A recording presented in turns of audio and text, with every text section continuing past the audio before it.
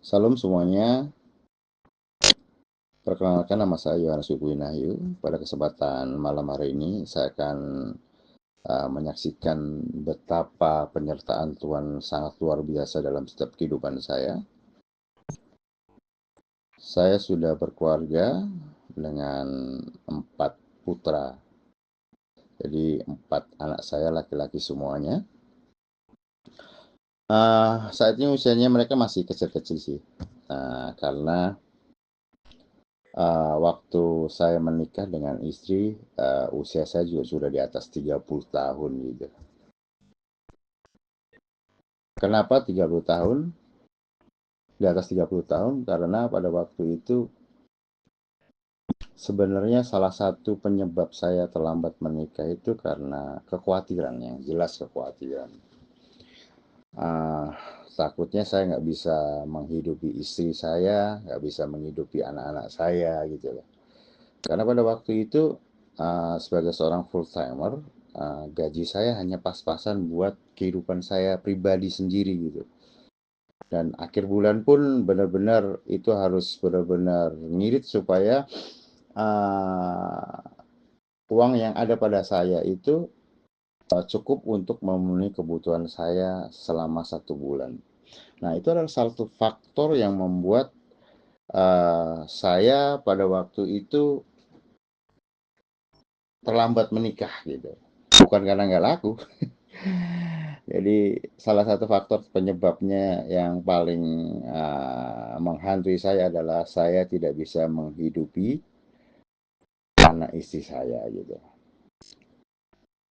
Padahal saya sudah tahu kebenaran firman Tuhan yang dalam Filipi 4 ayat 13 yang berkata, segala perkara dapat kutanggung di dalam Dia yang memberi kekuatan kepadaku. Tetapi kenyataannya enggak semudah itu gitu untuk kita benar-benar mempercayakan kehidupan kita ke tangan Tuhan gitu.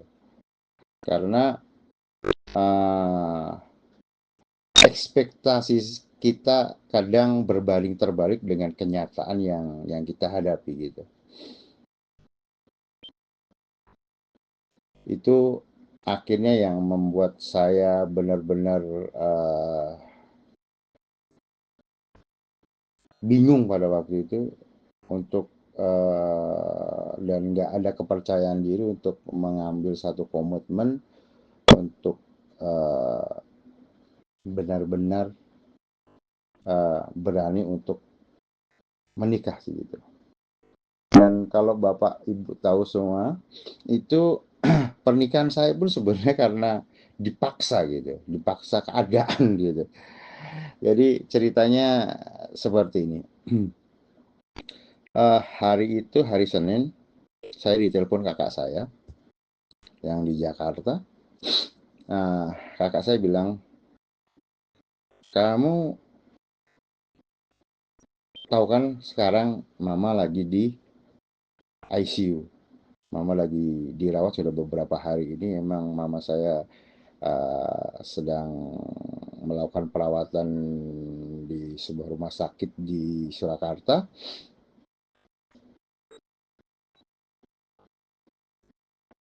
Dan beliau pesan ini yang akhirnya memaksa saya. Beliau pesannya gini, kalau bisa sebelum aku menghadap Tuhan, aku mau lihat anak laki-lakiku satu-satunya.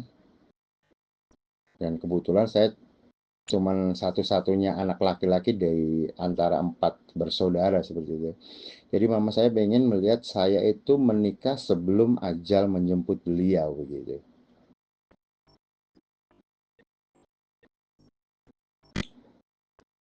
Nah, itu hari Senin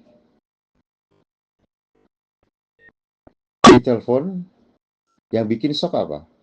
Kakak saya bilang gini, kalau bisa nggak bisa, kamu hari Sabtu ini, kebetulan waktu itu tepat ulang tahun mama saya.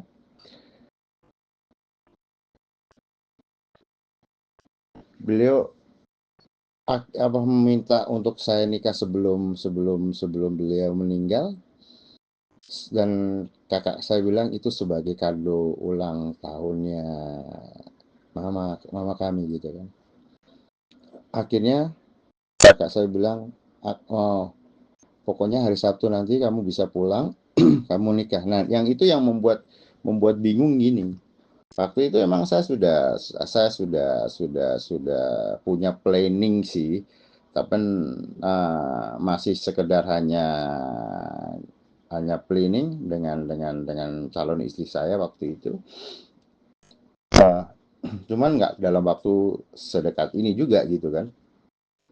Untuk benar-benar serius sih, karena waktu itu usia saya sudah di umur 33 tahun, dan akhirnya saya ngomong sama calon saya jelaskan keadaan mama saya begini-begini, dan akhirnya untungnya istri saya mau gitu kan. Dan yang jadi permasalahan juga kan, saya juga harus ngomong dengan calon mertua saya gitu kan. Akhirnya saya menghadap calon mertua saya omongkan semua yang terjadi, keadaan kondisi mama saya yang sedang di ICU, dan puji Tuhannya mertua saya uh, merestui kami gitu kan. Jadi akhirnya seperti kesepakatan yang semula, akhirnya hari Sabtu itu kami akan menikah di Boyolali gitu kan. Menikah di Boyolali. Nah, yang jadi permasalahan adalah seperti saya utarakan sebelumnya tadi, bahwa uh, pendapatan saya sebagai seorang full timer hanya cukup untuk mencukupi kebutuhan saya sebulan gitu kan. Jadi jangan ngomongin berapa tabungan saya gitu kan. Jangan ngomongin tabungan saya berapa gitu. Sama sekali nggak ada tabungan dalam rekening saya gitu kan. Pokoknya akhir bulan itu sudah benar-benar habis gitu kan. Nah, kebingungan yang pertama yang kami hadapi sebagai calon uh, pengantin adalah, pertama yang harus kami siapkan adalah cincin kawin. Yang kedua, pakaian pengantin gitu kan. Dan keperluan segala macam yang dibutuhkan nanti di Boyolali gitu kan. Yang jadi permasalahannya adalah kami berdua tabungannya adalah nol. Nol gitu kan. Nah, tapi disitulah saya lihat benar-benar penyertaan Tuhan luar biasa terjadi dalam kehidupan kami. Tiba-tiba ada yang nelpon gitu kan. Kamu sudah punya cincin kawin?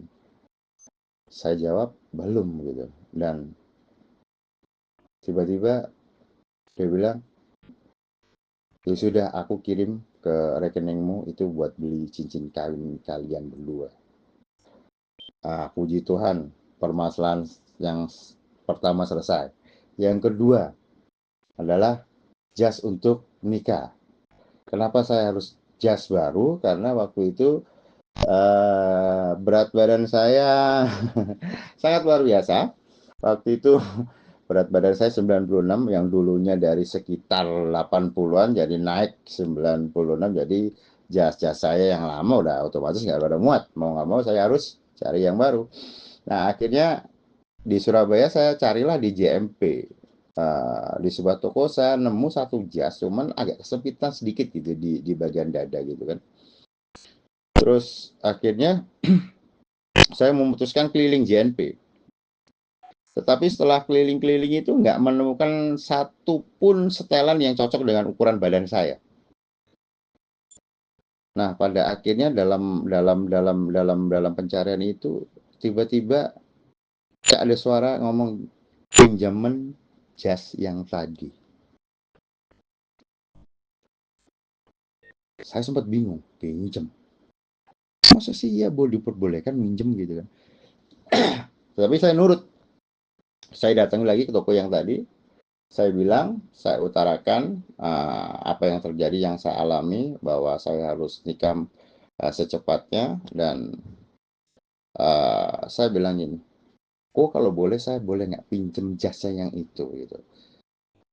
Tapi saya juga buat setelan jas di sini, karena waktu membuat kan sekitar 1 bulan, beliau minta waktu 1 bulan. Jadi nggak mungkin kan saya buat dadak, akhirnya sesuai dengan apa yang ditaruh Tuhan dalam dalam dalam hati saya ngomong, boleh nggak saya pinjem gitu. Dan puji Tuhannya luar biasa, dipinjemin saudara-saudara. Jadi akhirnya saya sudah dapat setelan jas. Yang kedua adalah istri saya, kan belum dapat gitu kan. Nah, tiba-tiba ada satu teman ngomong seperti ini, ada temanku, eh, teman langganan dia kan, temanku ini sering apa, dia penari gitu, sering-sering pinjam-pinjam baju untuk custom dia gitu lah ya kan, di penyewaan. Nah, kebetulan tiba-tiba ini temannya yang penyewaan ini, dia punya seorang teman yang mau pindah ke Kalimantan gitu kan. Nah, baju nikahnya temannya dia itu nggak mau dibawa ke Kalimantan, dikasihkan temannya teman saya ini yang punya penyewaan baju ini. Dia bilang, daripada berat-beratin, ini buat kamu aja lah, boleh kamu sewain apa-apa terserah gitu kan. Dan luar biasanya, akhirnya istri saya datang ke situ,